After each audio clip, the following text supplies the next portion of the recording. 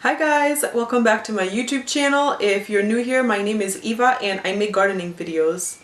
In today's video, I'm gonna share with you guys my seedlings. We have a lot of seedlings and they look really good. I'm also gonna show you guys how I'm going to plant my carrots this year, and I'm also gonna show you my setup as far as the lighting goes because I didn't really get to cover it last time, and I think it's important that I go through that a little bit more in detail.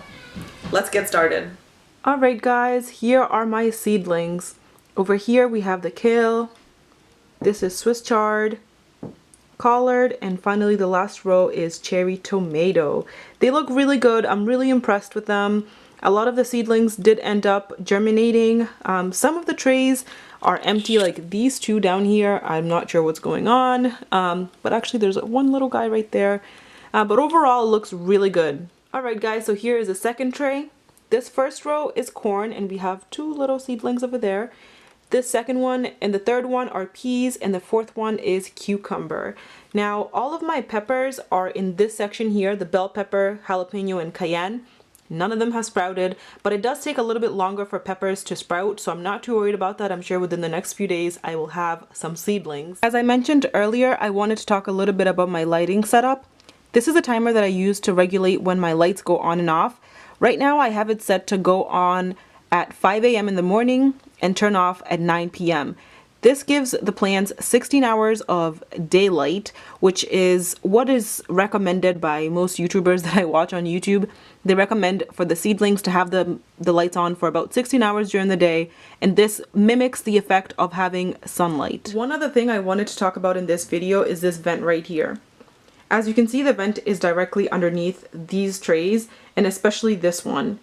I noticed that on day 3, this tray was a lot more dry in comparison to this tray. And I watered the plants and it seems to be doing okay, but I'm worried about in the future if the vent is gonna affect the soil and it's gonna dry out the plants. So I'm thinking maybe I might have to change the setup and move this to a different part of the room. But for now, everything seems to be doing okay and I'm happy with the results. In the last video, I mentioned I'd be growing carrots in a different container, which I still will, but I'm starting the seeds in these little pots. I hammered nails in the bottom of each pot to create small holes to allow for drainage, and I have the plastic sheet underneath the containers to catch any excess water. I don't want water all over the carpet.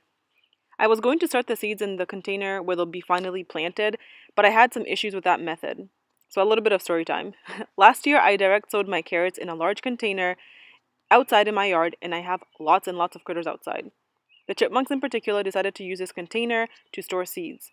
This began after I planted the carrot seeds, which pretty much destroyed more than half of the seeds.